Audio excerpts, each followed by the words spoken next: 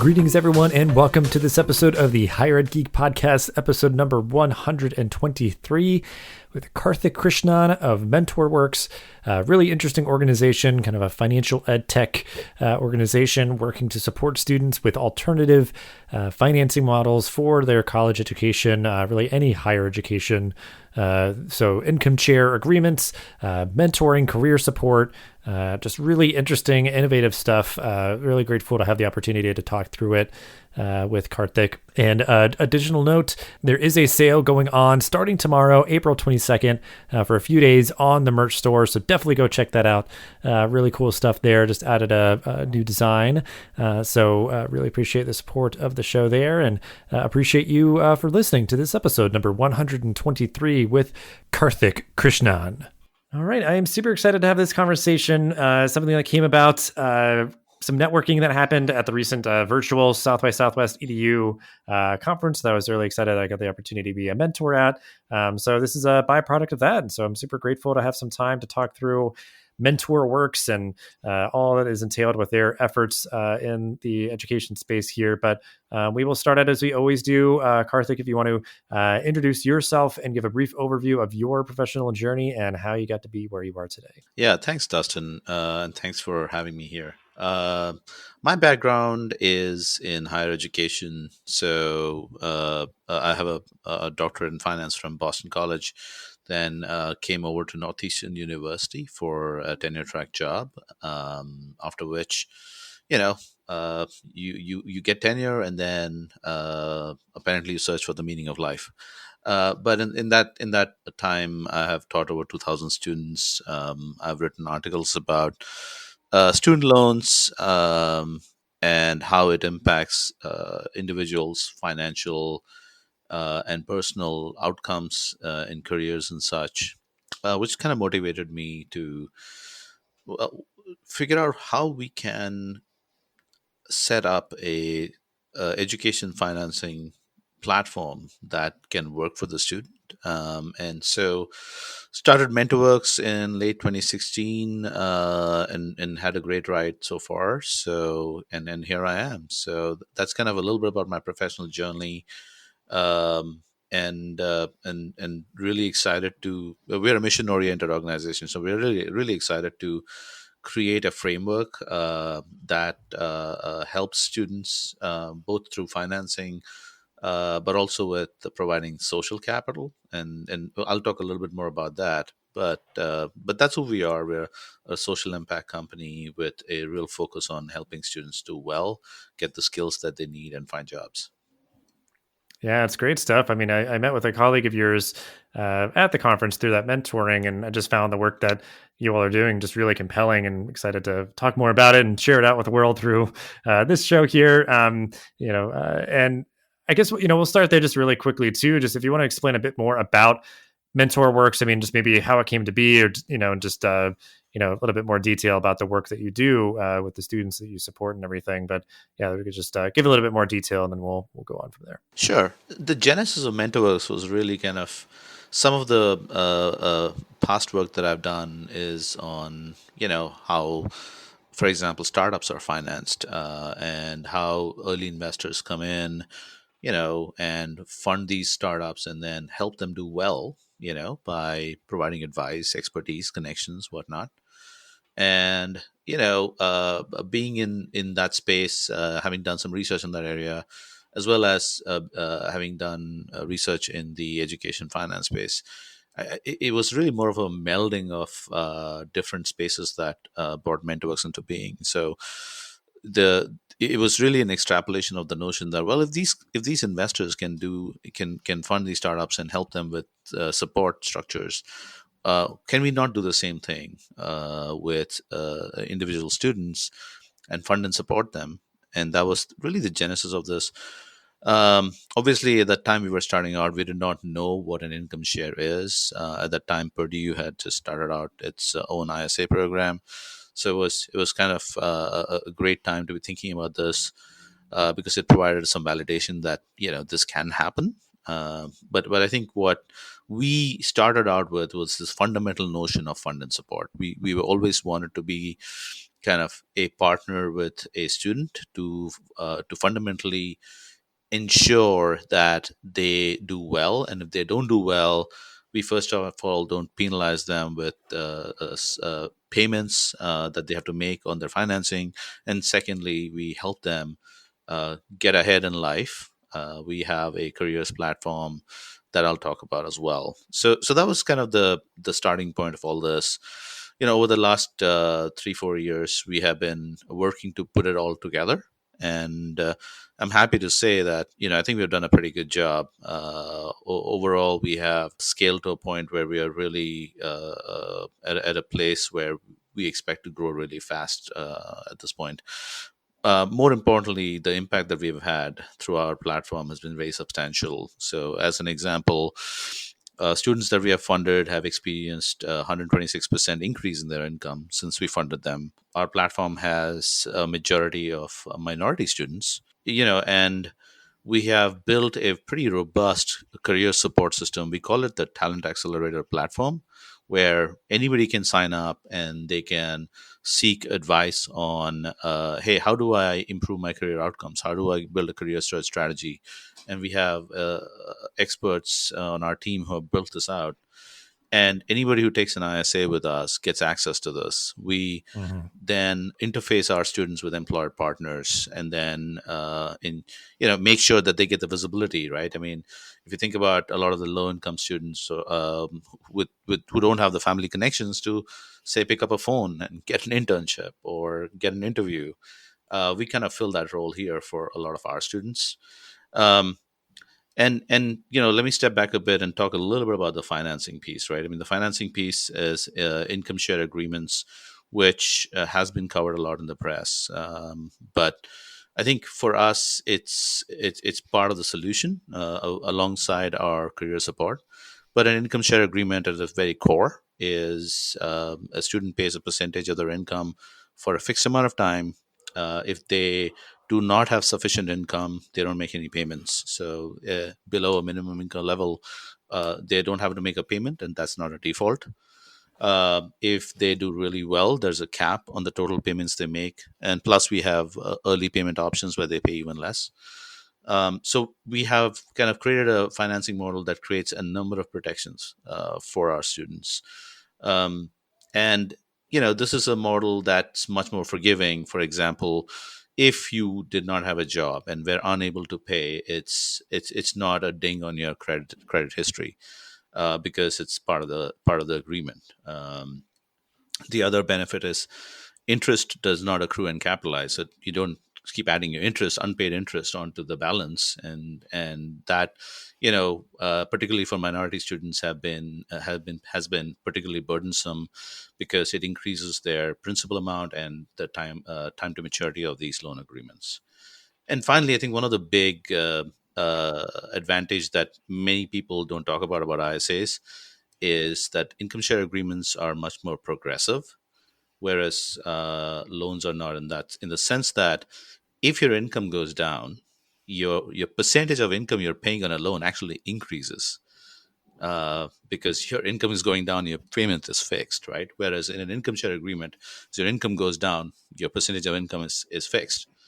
So in that sense, an ISA is much more progressive as well. So it's a much more protective form of financing than a similar loan agreement. Yeah. I mean, they definitely make a lot of sense in terms of just kind of a suite of options for students to finance their degrees, and especially just with the additional support that you give, because I just haven't really heard of anybody working in that way to be so active in this process for students, where, there are a lot of financing options out there, but it is kind of just like, okay, checks in the mail kind of thing, like good luck. And, kind of who knows what happens to that student after that point in terms of their persistence and success and graduation and career outcomes and everything. So I think that's why I think it was so compelling to me of how you all are coming at this and really trying to support the students who, like you said, just don't have the connections or resources perhaps to navigate higher ed in the same way that others who aren't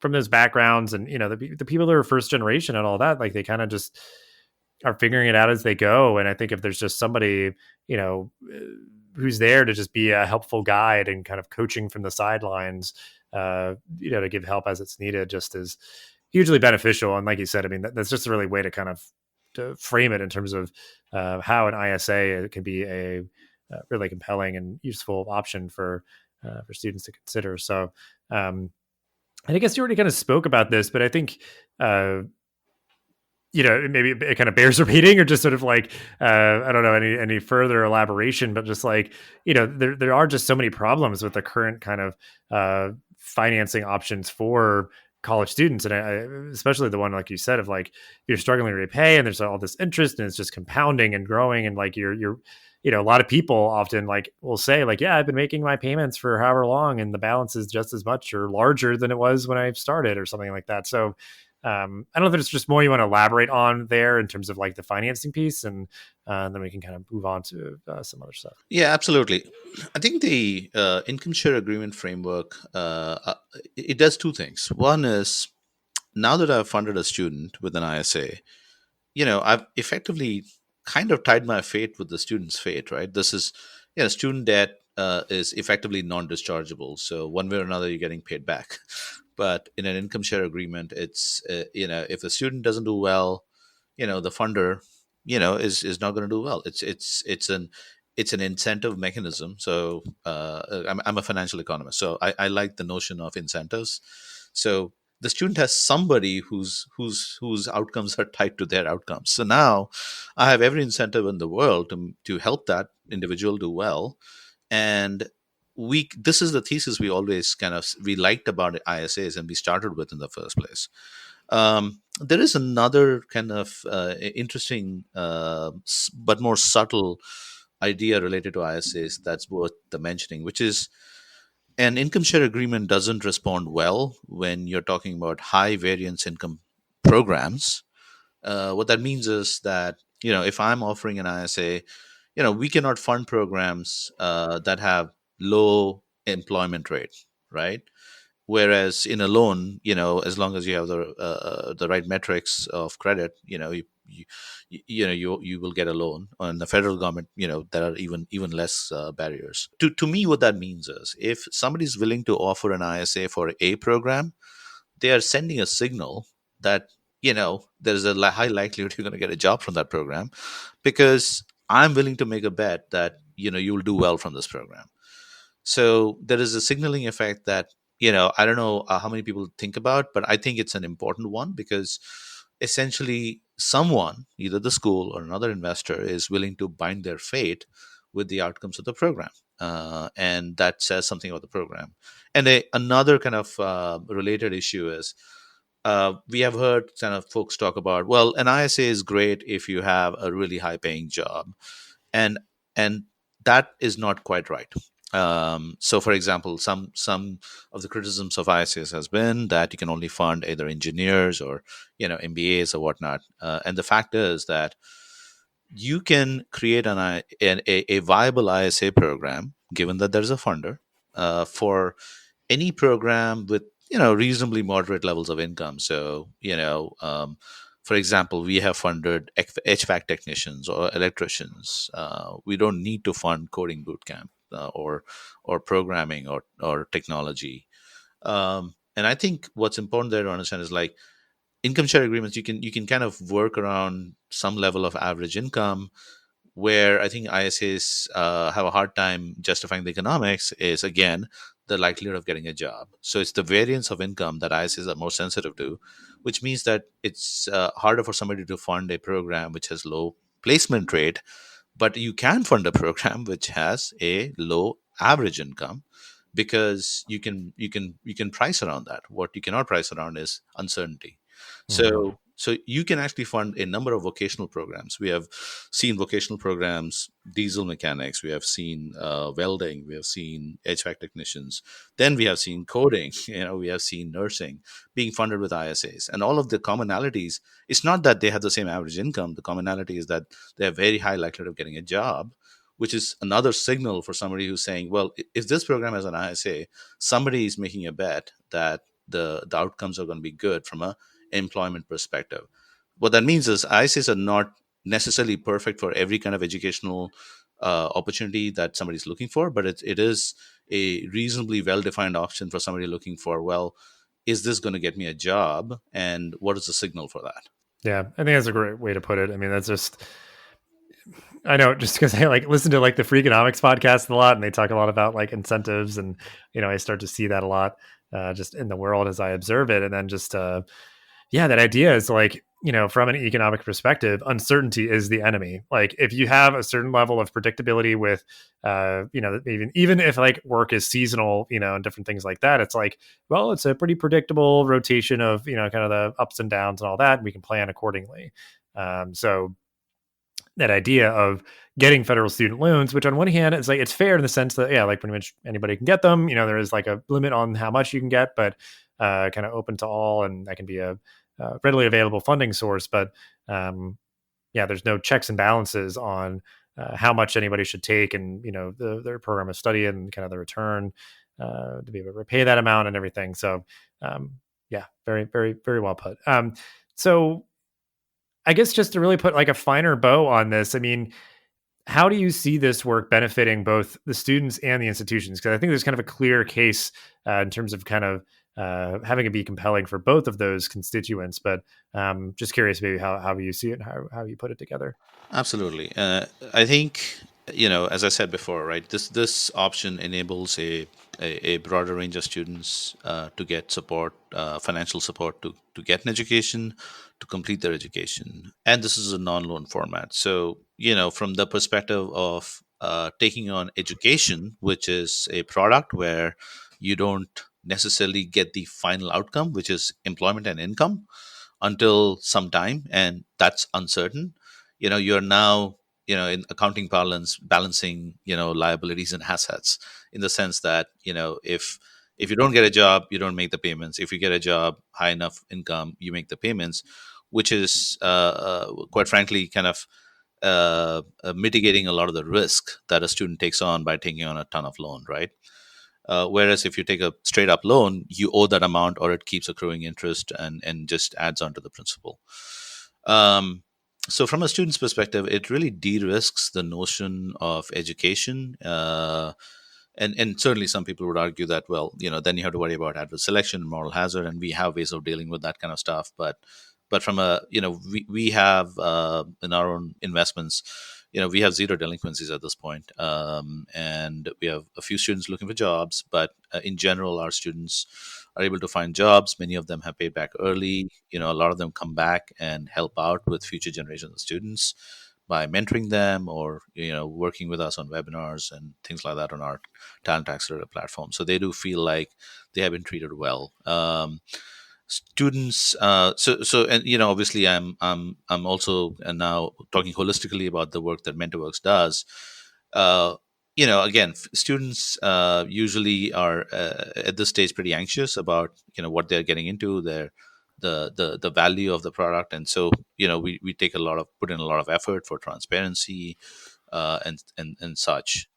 So and then going on to the institutional side, institutions, I think we'll all agree that there is a fundamental issue with higher education, how it's financed, how incentives are set up. And so you can have institutions, suffering for enrollment where there are great programs and some great faculty. And then there are other institutions who perhaps are great at marketing, but not so much at placement, where students can simply go because they can access federal loans. And so the two ways in which this model can really benefit institutions is, first of all, by increasing enrollment, because financing begets enrollment, right? I mean, if you cannot finance your education, you're not going to get in. The other one is it supports institutions that are able to get higher employment likelihood. So it helps creating a separation and helps institutions with better outcomes get more enrollment, and that's, I believe that's the way it should be, because students are better off going to institutions where, especially for programs where looking for an end job, you're more likely to get a job. So students are kind of then able to access higher quality program, because we will only invest in higher quality program as defined by the likelihood of finding a job. If your end goal is not finding a job, then perhaps an ISA is not the best financing option for you. And maybe you should be looking for something else. But for those majority of students that are looking for employment at the end of the day, this allows those students to find those institutions which we believe are higher quality institutions, and we are willing to take the risk there, and those institutions to find those students. So it's a two-sided benefit. Yeah, I mean that's kind of what I saw as well. I just kind of wanted to, hear it put in your own words, and I think, yeah, I mean it's hugely compelling in the way that like, a student can have that barrier again. You can get federal student loans pretty readily, but like be in such a better position to remove that barrier, financials, be supported through to their graduation, so that all that time and effort and that financial investment, even though through an income share agreement, kind of coming through like a different pipeline, like it is just worthwhile because obviously there's so many students out there as the financials kind of get all out of sync or out of whack for any number of reasons. Like they just have some college and a bunch of debt, so this sort of approach helping to, hopefully avoid that and alleviate that concern for any student is just, I think, such a great approach. And I know, would resonate with the students who are pursuing their higher education and also the institutions that are enrolling them, so that they can just have that pathway that is going to be just smoother for the student to be able to focus on their studies and prepare for their career afterward. So, one thing I would add to that is also that this financing option also facilitates other types of educational opportunities. So, we were talking about vocational programs. We're talking about short-term skills-based programs. So it certainly can be a useful option for primary, the first time you're getting an education. It can be a useful option if you want to get alternative types of education where perhaps federal funding is not available. And it can also be a great option for scaling up. So we've seen a lot of folks in that space, people who have lost jobs and are trying to scale up, get a short-term certificate and then find their next employment. This is a great option for them as well. Yeah, I mean, because that's certainly a tough position to be in. If you know that, maybe you just got furloughed or lost your job and you don't have the financial resources to invest or even take on loans, doing something that is going to lead to gainful employment, and using something like an ISA to do that, even for something that's comparatively lower cost to a 4-year degree or something. I know, just speaking for myself, something like that would be like a very intriguing option. I'd be like, oh yeah, maybe I'd pursue a certificate, out of pocket because I don't have an employer to pay for it or any of those sort of things to, help me get to my next opportunity. So, I appreciate you making that point. So as you all have immersed yourself in sort of this financial technology world within the higher education space and kind of the continuing and professional education space as well, what do you see on the horizon relevant to this topic? Obviously, there's been a lot of disruptions just in terms of how people study over the past year, and maybe what are perhaps some of the more like in-demand careers and different things like that, or like the interest maybe from partners, in your organization. But yeah, just what do you see on the horizon? Kind of open-ended, broad question, just however you want to take it. I guess there are a few different parts to this answer, right? One is, in general, where is higher education headed? That's as big a question as you can ask, and but I'll try to kind of get my hands around it a little bit, which is that there seems to be an increasing interest in the kind of skills-based programs that we just talked about, right? And it could be somebody who has already taken up a traditional 4-year college degree and who's looking to kind of add that last milestone of skills. It could be somebody who just got laid off and are looking to scale up and trying to find a job. And what we are certainly seeing is it's funny because it's not just one-off private players that are trying to do this now. It's even accredited institutions that are getting into this space, either with private partners or by themselves. So we will see a larger amount of availability of such programs, and given that ISAs can be a really good option for those kind of schools, I think we'll also see a larger amount of uptake on the ISA side as a result of that. I think certainly people have talked about the potential demise of a lot of schools that are smaller and maybe not have enough enrollments, and I think there's going to have to be a clear understanding of, well, where is it that that these educational institutions needs to improve. And my personal take on it is, it's about the jobs, and it's about getting people closer to a job. So if you cannot speak to that, I think more and more people are going to have issues with that. On the fintech and the finance side, certainly there's more investment that is interested in this opportunity, both regular institutional dollars, but also we're seeing an increasing amount of impact, and by that I mean concessionary impact dollars getting really interested in funding these type of programs. And we have some of our investors who are impact investors who want to see significant impact based outcomes for underserved students, low income students, minority students, and that's been a big push. And I think traditional institutions of higher education have to address how they're going to increase the diversity of their programs, given the cost of their programs. So employers are looking for diversity. As a practical matter, we have employer partners who have asked us about, hey, we really want to ramp up the diversity of our programs. In fact, I think I heard a term today which is new to me. I think it was somebody said it's neural diversity, which is kind of interesting. The people who think differently. So obviously, there's a increasing demand for that. But the fact is, these people need to get trained first. They need to get skilled first before they can actually enter the job pool. And it's not a single problem. It's a combination of problems. So financing is related to education, is related to employment. I think thinking about these problems holistically, which is what we have done at MentorWorks, is going to be incredibly important as we approach the next generation. Mm-hmm. Yeah, I mean, because it's definitely a lot of that talk in education of like,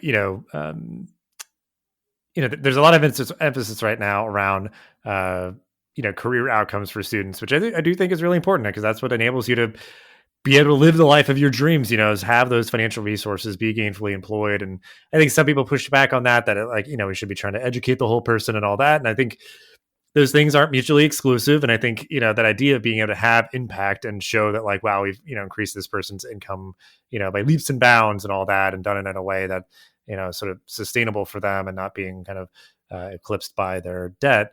Yeah, I mean, and just the idea that like that is increasingly happening through skills. I think, there's still a lot of value in the bachelor's degree. And I think that that's something that people still will want to work towards, it's a dream for a lot of people, but certainly getting there can mean like, okay, well, I'm like stacking, different skills and certificates towards a bachelor's or something like that. Like there's just gonna be so many other pathways towards that. And I think a lot of different funding mechanisms to help people along with that, whether that's employer funding or things like ISAs and, exactly what you all are doing. So yeah, a lot to think about. I really appreciate you kind of laying everything out here. And we always like to make sure that folks have a lot to dig in with if they want to explore this topic further. So any resources you want to share, books, podcast, articles, certainly we'll have ways to, connect with you and the work that you all are doing there at MentorWorks. But anything else that you would like to share?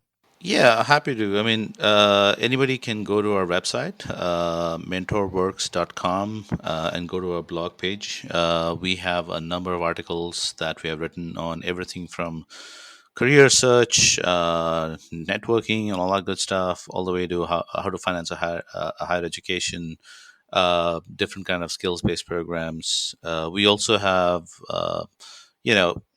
simple explanatory pieces on what is an income share agreement and how to address education finance with alternative financing options, how to think about your FAFSA, things like that. So anybody who's interested, more than welcome. Feel free to reach out to us.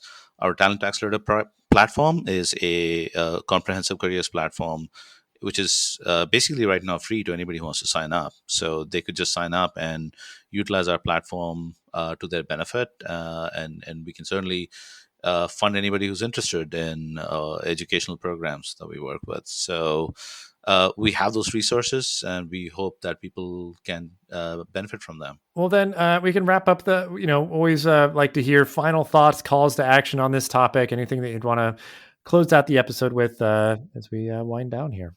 Yeah, I think so. First of all, thank you for the opportunity. It's been really great talking to you, and I hope that you and your listeners get a lot out of this. As a young company, as a company in a highly regulated space, we're always looking to work with regulators, to work with partners who are always interested in higher education, in skills based employment and such. To that end, I think we need to think harder about how that combination of financing, education, and employment works together. I know there's a lot of wonderful initiatives that are happening out there, but it needs partnership from regulators, from the government, but also the private sector. And we are certainly working to get be part of those initiatives as well. So, I think, and as a practical matter, the federal income driven repayment program is actually really very much an ISA program. It's got $500 billion outstanding. It's got 8 million students in the IDR program. So this is not a new concept, but, there's a lot of regulatory aspects which are not yet set up for income share agreements. And I think we would love to work with regulators on that. More work needs to be done on that, certainly. That is an important point, is that this is like a little bit of like the Wild West of like, doing funding at this sort of level that's not, a federal loan that's been around for a long time and, highly regulated and, trying to chart out a path to make sure that, I guess people understand that it's similar. It's not wildly different from things that have existed before and people are familiar with and comfortable with. And it's just kind of doing it in a different way. And especially your all's methodology, I think is kind of the way of the future that hopefully will distinguish ISAs as something sort of that plus one, something that already exists and just kind of upgrading it and making sure that the investment that's being made in students is, worth their time and their effort. And so I just really appreciate, again, the work that you all are doing, you taking the time and sharing all that you did. And again, we'll have ways to connect with everything we mentioned in this episode in the show notes as usual. But just thank you so much, Karthik, for taking the time and hanging out for the show. Thank you, Dustin.